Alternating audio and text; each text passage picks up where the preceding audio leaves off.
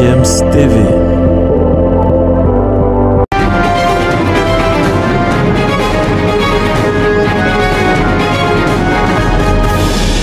Bienvenue sur GFM TV, vous êtes sur Sport Matin. Sport Matin de ce jour va parler des informations sur le Paris Saint-Germain. Et on va évoquer le sujet lié, n'est-ce pas, à Victor Osimhen qui marche sur l'eau du côté de l'Italie. On va évoquer d'autres sujets que vous allez suivre avec nous, mais juste un break et on revient derrière pour dérouler.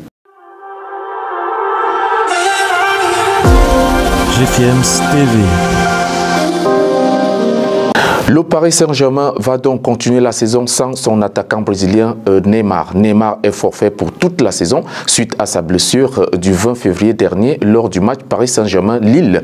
Il faut dire que Neymar devra donc subir une opération à la cheville d'après les examens complémentaires et manquera 3 à 4 mois de compétition. Christophe Galtier, le coach du Paris Saint-Germain, devra donc composer sans lui pour toute la saison et notamment ce match de mercredi face au Bayern de Munich.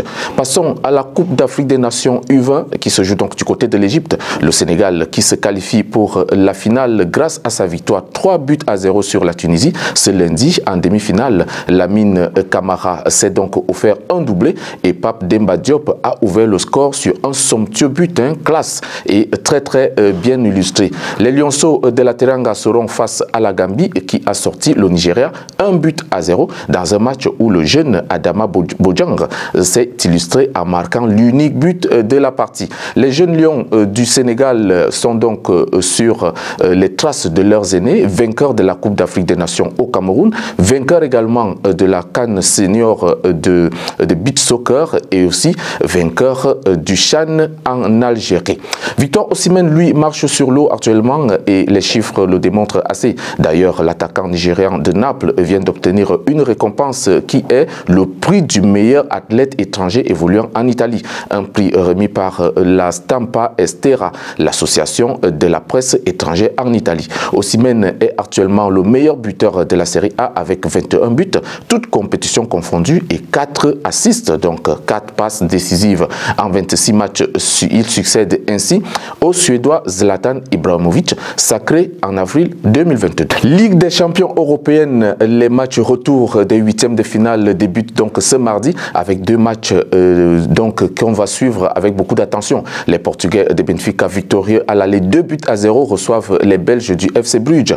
Un miracle seul pourra permettre au club Bruges de renverser la tendance. Les leaders de la Primera Liga sont donc très en forme et pourront, n'est-ce pas, obtenir leur qualification dès ce mardi à domicile. Dans l'autre match à suivre, Chelsea reçoit donc les Allemands du Borussia Dortmund. On se souvient qu'au match aller, Dortmund l'a remporté 1-0 sur place en Allemagne. Quand on sait que ni Thiago Silva, ni Mason Mount, ni N'Golo Kanté ne seront donc présents pour ce match en faveur de celle-ci, obligation de résultats pour les Blues déjà en difficulté en Première Ligue.